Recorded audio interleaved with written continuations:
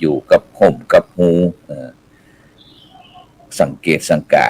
เวลามันเกิดอย่างขึ้นยึกยึกยักยักก็อีนะส่งงั้นมึนหัวเมาหัวลืมกินยาลดไขมันความดันอย่างก็อีนะ อย่างที่แต่คืนนี้ก็ได้มีโอกาสอันได้สนทนาเจออันผู้เชี่ยวชาญด้านประวัติศาสตร์ของล้านนาของเขานะได้มาอูจาก็คือแต่คืนนี้ท่านอาจารย์ผู้เดชแสนสานะจากมหาวิทยาลัยเชียงใหม่ได้มาอูกันเกี่ยวกับเรื่องอันการสร้างบ้านแปลงเมืองนี่ของเพราะว่าปีใหม่ช่วงวันที่17ถึงวันที่24เมษายนนี้นะตั้งคณะสงฆ์พร้อมตึงกองบุญหมื่นฟ้าพี่น้องพุทธศาสนิกชนลูกหลานเมืองรองอำเภอรองเนี่ยเปิดก็จะได้มีพิธีทำบุญสืบชะตาหลวงครบเมืองรองครบ250ปียุคที่3นะซึ่งถ้าบรรดาท่านผู้ฟังท่านผู้ชมได้ฟังแต่คืนนี้ก็เขาก็จะหันความเปลี่ยนไปเป็นมาที่เขาอยากคือบรรดาท่านผู้ฟังท่านผู้ชมได้ฟังเรื่องเราเนี่ยซึ่งเขาก็อยากจะจุดประกายให้ท่านทั้งหลายได้ไปคิดถึงว่าเพราะว่าชีวิตของมนุษย์คนเฮาเนี่ยมันมีที่มาที่ไปบรรดาท่านผู้ฟังทั้งหลายอย่างบ้านจองห้องหอนะอย่างที่หมู่บ้านเฮาก็เช่นเดียวกันอย่างที่อย่างที่วันที่6ที่ผ่านมานี่ก็เป็นวันจักรีวันจักรีนี่ก็เปิ้นก็ได้ลำลึกนึกถึงที่มหาจักรีบรมราชวงศ์ที่สมเด็จพระพุทธยอดฟ้าจุฬาโลกมหาราชที่ได้เสด็จขึ้นครองราชสมบัติเป็นกษัตริย์พระองค์แรกแห่งราชวงศ์จักรี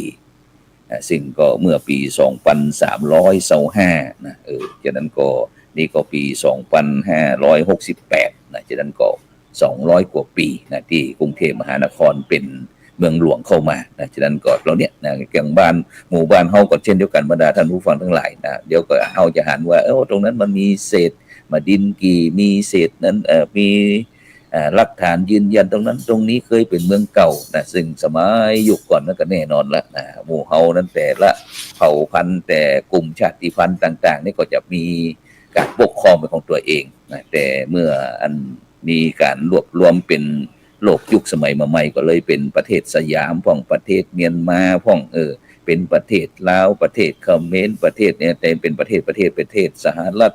ประเทศอังกฤษอย่างต่างๆท่านบรรดาท่านผู้ฟังทั้งหลายนะซึ่งนี่ของว่าโลกยุคมาใหม่ที่จะต้องมีการแบ่งเขตแบ่งแดนแบ่งผลประโยชน์กันนี้เนาะ แต่ถ้าสมัยก่อนนี่ใครอย่างที่พ่อคุณล่าบอกว่าใครอยากค้าใครอยากขายอย่างนี้เป็นต้นเนี่ยบรรดาท่านผู้ฟังทั้งหลายนะฉะนั้นก็โลกหมุนเวียนเปลี่ยนไปฉะนั้นก็ครบ250ปีลูกหลานเจ้าเมืองรองนะก็จะได้ทำบุญสืบชะตาหลวงนะอาจารย์ผู้เดชบอกว่าขาดไป100กว่าปีแล้วครับท่านอาจารย์นะฉะนั้นปีนี้เป็นปีมหามงคลมาครบ250ปียุคที่3นะเป็นผู้ฟังนะฉะนั้นก็หมู่บ้านของท่านแต่ละคนก็เช่นเดียวกันนะบ้านนั้นบ้านนี้เขาก็ลองสอบถามนะคนเฒ่าคนแก่บอกบ้านของเขาเนี่ยมีความเปลี่ยนไปเปลี่ยนมาจะได้ใครพอที่จะสอบถามไว้ข้อมูลในบรรดาท่านผู้ฟังทั้งหลายอย่างที่พระครูโสพลปริยัติได้ทำบ้านของตัวเองนี่ที่บ้านกองฝ่ายนี่ก็เช่นเดียวกันนะซึ่งมันก็จะอันเชื่อมต่อเมืองจังสารพ่องเมืองรองพ่องเวียงตาพ่องอย่างต่างๆแล้วเนี่ยบรรดาท่านผู้ฟังทั้งหลายซึ่งเขาก็จะได้รู้ความเป็นไปความเป็นมาของบรรพบุรุษบรรพชนของเขาเพราะว่าช่วงเทศกาลมหาสงกรานต์ปีใหม่เมืองหลังจากเนี้ยลูกหลานต่างเต้าต่างๆเพิ่นก็จะมีการเลี้ยงผีบรรพบุรุษบรรพชนนี่เถอะเนาะถ้าบรรพบุรุษนี่หมายถึงป้อจ่ายอย่างเดียวแต่บรรพชนนี่รวมตึงไม่ยิงมิงป้อจ่ายนะทุกสิ่งทุกอย่างนะฉะนั้นเขาก็จะได้สำนึกถึงบุญคุณที่ท่านทั้งหลายเหล่านี้ได้ก่อสร้างห้างแปลงต่างๆนะหมู่เฮาเนี่ยมีที่อยู่ที่รับที่อาศัยมีหน้ามีตามีที่กินอย่างสุขสบายในปัจจุบันเนี่ยนะจะต้องมีการที่ปัญหาอุปสรรคต่างๆแม้กระทั่งการที่ต่อสู้รบกันในสมัยที่ใจมีดใจฟ้าใจไม้แหลมไม้ซ้าวไม้ปุ่งอย่างต่างๆเนี่ยตรงเนี้ยซึ่งมันวิวัฒนาการมาฉะนั้นเราก็จะได้สำนึกถึงบุญคุณเปิ้นพ้องนะแสดงถึงความกตัญญูกตเวทีก็คือการที่เรา เอ่อเฮานับถือพุทธศาสนาแล้วก็เป็นศาสนานับถือผีด้วยผีบรรพบุรุษฉะนั้นสมัยก่อนนี่เขาก็จะมีผีประจำวงตระกูลเป็นตีนั่งของร่างทรงของอย่างต่างๆเหล่านี้บรรดาท่านผู้ฟังทั้งหลายนี่ก็เป็นวิวัฒนาการของการเปลี่ยนแปลงของแต่ละยุคแต่ละสมัยแต่เฮาก็บ่ได้ลืมของเก่าแล้วก็บ่ได้เมาของใหม่ฉะนั้นก็เป็นหน้าที่ที่เฮาท่านทั้งหลายจะได้สืบสารอนุรักษ์จารีตประเพณีของแต่ละหมู่บ้านต่อไปฉะนั้นบรรดาท่านผู้ฟังทั้งหลายในช่วงนี้เป็นช่วงที่ภาคฤดูร้อนแล้วก็หลายหมู่บ้านก็เตรียมการที่จะเฉลิมฉลองเทศกาลมหาสงกรานต์ปีใหม่เมืองอย่างที่วัดอินทราปัญญารามนี่ตอนนี้ก็น้องเนนก็กำลังพิ้วปัดกวาดตั้งใบไม้ที่ก็จะเอาไว้เป็นปุ๋ยบ่ได้จุดบ่ได้เผาเด้อนี่ก็เฮาก็จะเก็บไปกองไว้แล้วก็เอาน้ำเข้าฮดเอาน้ำเข้าพรมบ่ฮือมันร้อนแล้วก็อีกเนาะหามน้อยเนี่ยมันก็จะสลายไปเป็นปุ๋ยเป็นอย่างนั้นไปโดยปริยายบรรดาท่านผู้ฟังทั้งหลายซึ่งเขาฮ้องว่าบ่ใช่ปุ๋ยทางวิทยาศาสตร์แต่เป็นปุ๋ยธรรมชาติไร้สารอย่างต่างๆเหล่านี้ซึ่งสิ่งเหล่านี้บรรดาท่านผู้ฟังทั้งหลายสิ่งเขาก็ได้สามารถที่จะช่วยกันคนละไม้คนละมือเพื่อที่จะบ่ให้โลกมันร้อนบ่ให้อุณหภูมิมันสูงปี๊ดเนี่ยเกิดแผ่นดินไหวอย่างที่รอยเลื่อนสกายที่ประเทศเมียนมาหรือว่ามันเดเลเมืองมันเดเลเนี่ยที่ได้รับผลกระทบซึ่งเป็นศูนย์กลางของแผ่นดินไหวครั้งนี้ซึ่งมีความยาวรอยเลื่อนนี้ประมาณ 1,200 กิโลบรรดาท่านผู้ฟังทั้งหลายฉะนั้นก็พลังจะมหาศาลฉะนั้นก็เฮาก็มันสังเกตสังการน้อยตอนนี้นอกจากแผ่นดินไหวแล้วการเปลี่ยนแปลงของธรรมชาติก็จะเปลี่ยนมาจากที่ห้วยหนองคลองบึงไหนที่มันบ่มีน้ำมันแห้งก็อาจจะมีน้ำที่มีน้ำปุ่งน้ำพุร้อนอะไรต่างก็อาจจะแห้งก็ได้เพราะว่าแผ่นดินมันได้ขยับขยื่นก็อาจจะไปปิดเส้นเปลี่ยนสายน้ำก็อย่างต่างๆนี่มันเป็นเรื่องของธรรมชาติเป็นเรื่องธรรมดาบรรดาท่านผู้ฟังทั้งหลายแต่หมู่เฮาก็ควรจะสังเกตสังกาอย่างที่บรรดานักวิทยาศาสตร์ต่างๆเพิ่นก็ได้คำนวณไว้อย่างที่รอยเลื่อนสกายนี่ก็พุ่นแฮม80 ปีถึง120 ปีจะเกิดขึ้นแฮมฉะนั้นก็หมู่เฮานี่ที่อยู่ปัจจุบันนี่บ่เหลือละกลับบ้านเก่าบ่ละจะได้กลับมาเกิดแฮมก่อหรือว่าแล้วแต่จริงก็เป็นเรื่องของอนาคตแต่ในปัจจุบันเนี่ยบรรดาท่านผู้ฟังทั้งหลายไผก็อยากจะมีความสุขไผก็อยากจะมีความก้าวหน้าความการกุ้งหุ่งเฮืองบ่ว่าจะเป็นเรื่องลาภเรื่องยศเรื่องสรรเสริญซึ่งทางพระพุทธศาสนาก็มีอุบายหรือว่าคำสอนเพิ่นฮ้องว่ากถาเจริญยศซึ่งเป็นคำสอนที่มุ่งฮือประพฤติปฏิบัติในตัวว่าอุทธานวัตโตสติมโตสจิกัมมัสสะนิสัมกาลิโนสัญญะตัสสะจะธรรมะชีวิโนอัปปมัตตัสสะยะโสภิวัฏติซึ่งแปลใจความว่ายศย่อมเจริญยิ่งขึ้นแก่บุคคลที่มีความขยันหมั่นเพียรมีสติมีการงานที่สะอาดใคร่ควรทวนทีแล้วจึงทำมีความสำรวมระวังในการดำเนินชีวิตโดยชอบธรรมแล้วก็ที่สำคัญคือมีความไม่ประมาทซึ่งถ้าเฮาสรุปจากกันคาถาที่บอกว่าก็คือถ้าบุคคลใดเนี่ยมีความขยันหมั่นเพียรเป็นนิจเป็นประจำมีความตั้งมั่นในสติมีการดำริงานที่ชอบมีความรอบคอบก่อนที่จะทำการทำงานสำรวมอินทรีย์มีใจมีธรรมะแล้วก็ละความประมาทซึ่งโดยปกติแล้วเนี่ยบรรดาท่านผู้ฟังทั้งหลายคนเฮาเนี่ยมันมักจะเผลอพลาดปราศจากสติเมื่อใดเนี่ยยามใดยามดีมักจะมีอาการเมาคือเมาตัวลืมตนอย่างที่คำโบราณเป็นว่าเมาตนลืมตายเมากายลืมแก่เมาสามีภรรยาลืมพ่อลืมแม่เมาเหล้าเมากระแช่ลืมคุกลืมตารางเนี่ยอย่างที่วันก่อนโอ้โหหนุ่มลายต่างๆไปเอวงานเสร็จแล้วก็เมาแล้วก็โอ้โหเจ้าหน้าที่อาสาสมัครต่างๆไปดูแลความเรียบร้อยไป ปากันตีปากันซ้อมปากันบุบปากันฟันเจ้าหน้าที่เนี่ยก็เพราะเมาเนี่ยนี่จะไปใจทางบ้านเฮาพุ่นตั้งภาคอีสานพุ่นเนาะนะฉะนั้นนี่ก็เป็นแห่มต้นเป็นแห่มเคสหนึ่งนะที่เป็นตัวอย่างที่บ่ดีที่เกิดขึ้นในสังคมบ้านเฮาอย่างฉะนั้นเพราะอย่างพวกเฮาเมานะเมาสิ่งเหล่านี้บรรดาท่านผู้ฟังทั้งหลายคนเมาเนี่ยมันเมาแล้วมันพยศอ่ะโอ้ยง่ายถ้าเป็นบ้านเมืองเขาที่ของมันซ่านะฉะนั้นจะต้องเขาอยากจะชีวิตสังคมชุมชนประเทศชาติหรือว่าโลกเขาในสังคมลมเย็นเขาจะต้องมีคือกถาก็แล้วกันเนาะเป็นกถากถากันเมายศอยู่บนยะโสรัทธานมัชชัยยะนะแปลว่าได้ยศแล้วบ่พึงเมาจะทำให้เสียผู้เสียคนเสียชื่อเสียเกียรติเสียมิตรอย่างที่นักปราชญ์ว่านักปราชญ์เมาวิชานะนักวิปัสสนาเมาความดีทายกทายิกาเมาบุญนะท่านขุนเมายศนักบวชเมาโบสถ์นักเป่าเมาปีนะนะฉะนั้นเนี่ยบรรดาท่านผู้ฟังทั้งหลายที่เขาดีบ่ดีทั้งนั้นนี่บ่ดีทั้งนั้นคนหรือว่าบุคคลใดที่ใดก็อย่าไปเมาผู้ที่เสียก็อย่าไปเศร้าใจแต่เฮาท่านทั้งหลายเนี่ยได้ฮู้เต้าฮู้ตันว่าสิ่งเหล่านี้มันเป็นเพียงหัวโขนที่เขาสวมเฮาแสดงไปตามบทบาทนั้นต่ออัน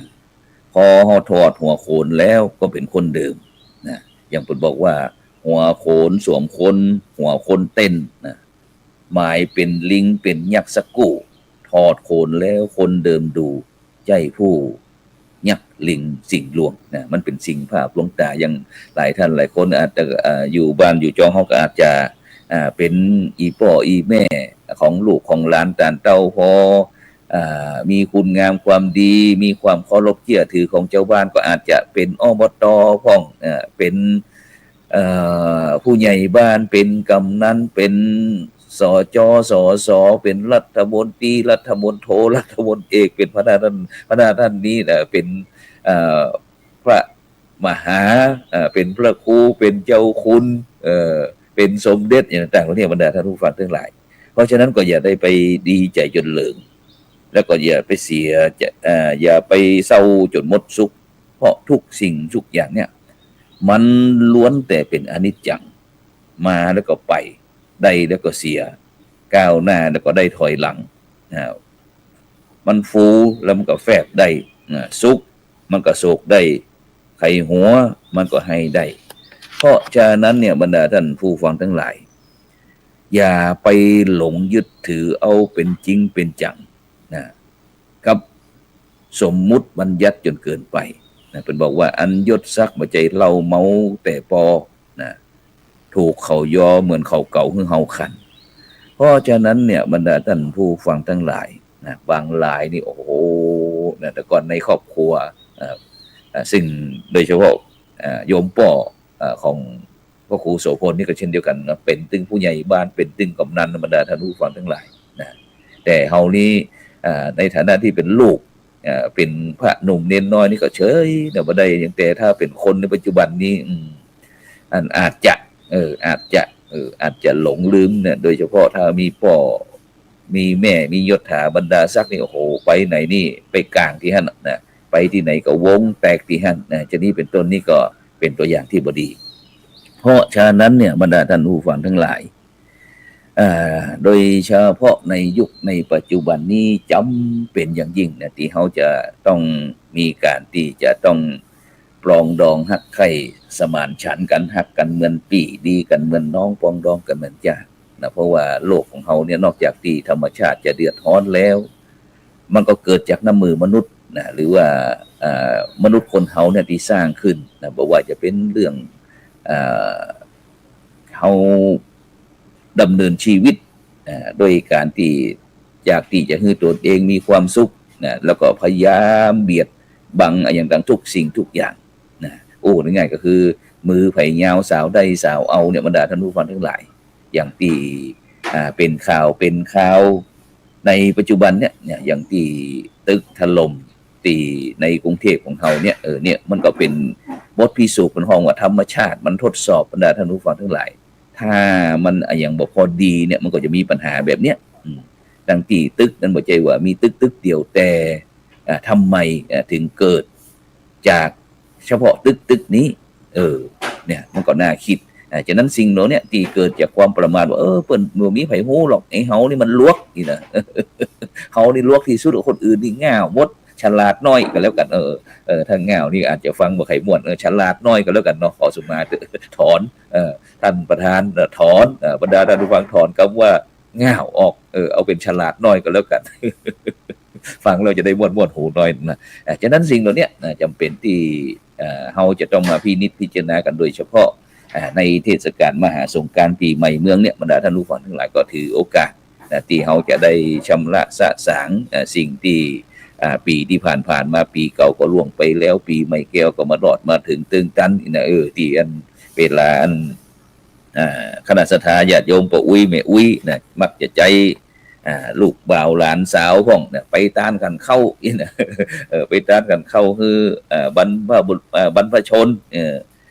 พี่ตายเก่าเน่าเหมือนญาติพี่น้องมิตรเกี่ยวสายคำอย่าพ่องนะเนี่ยหลายหมู่บ้านก็อาจจะมีการตั้งพระป่าพ่องตั้งกองนั้นกองบุญนั้นกองบุญนี่หรือว่ากองทุนตั้งมูลนิธิพ่องอย่างต่างๆเนี่ยซึ่งเป็นประโยชน์บรรดาท่านผู้ฟังทั้งหลายที่จะทำให้เฮาท่านทั้งหลายได้เสียสละคนละไม้คนละมือบอกว่าจะเป็นตึงกำลังกายกำลังใจกำลังทรัพย์ต่างๆเนี่ยซึ่งถ้าเฮามีเฮาก็แบ่งปันมาฮือกับสังคมชุมชนประเทศชาติอย่างที่วันก่อนนิ่งมากันที่วัดอินทปัญญารามร่วมกับคณะสงฆ์อำเภอรองนี่ก็ได้มีการบวชโครงการบวชเฉลิมพระเกียรติสมเด็จพระนิธิถาธิราชเจ้ากรมสมเด็จพระเทพรัตนราชสุดาสยามบรมราชกุมารีนะซึ่งทุกเจ้าก็จะมีน้องเนนไปรับอาหารบิณฑบาตตามหมู่บ้านต่างๆเสร็จแล้วนะก็ได้อู้จากับน้องเนนว่าเนี่ยอาหารการกินหรือว่าเข้าสิ่งของต่างๆเฮาก็จะจัดเป็นชุดนะเสร็จแล้วก็คือผู้ใหญ่บ้านหรือว่าผู้นำชุมชนเหล่านี้นะนำไปอนุเคราะห์สงเคราะห์ครับบอกว่าจะเป็นผู้ป่วยติดเตียงผู้สูงอายุปออุ้ยแม่อุ้ยที่อันขาดไร้ที่ปึ้งพ่องนะเพราะในสังคมบ้านเฮาในปัจจุบันนี้เป็นสังคมผู้สูงอายุนะฉะนั้นปออุ้ยแม่อุ้ยผู้สูงอายุต่างๆก็จะอยู่ตามหมู่บ้านต่างๆเสร็จแล้วส่วนลูกหลานนั้นก็จะไปทำ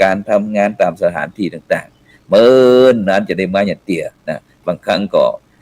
ฟ้าแม่อย่างครั้งหนึ่งเดือนหนึ่งส่งมาคือ300 500 800ปันหนึ่งอีกนะแต่การดำเนินชีวิตบรรดาท่านผู้ฟังทั้งหลายนะจะถ้าเขาเข้ามาอยู่กับชุมชนเขาจะหันว่าโอ้ชุมชนแต่ละครอบครัวเนี่ยมันมีรายจ่ายบอกว่าอันถ้าเป็นสังคมแต่ก่อนนี่บอกว่าจะพื้นที่ในบ้านก็ในตรงในนาก็คนอัน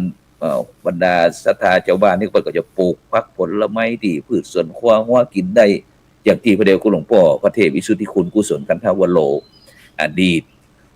เจ้าคณะจังหวัดเชียงใหม่อดีตเจ้าวาดวัดบุพารามเพิ่นบอกว่าปลูกทุกอย่างที่กินกินทุกอย่างที่ปลูกนะถ้าอย่างที่เฮาบ่กินจะไปปลูกเพรา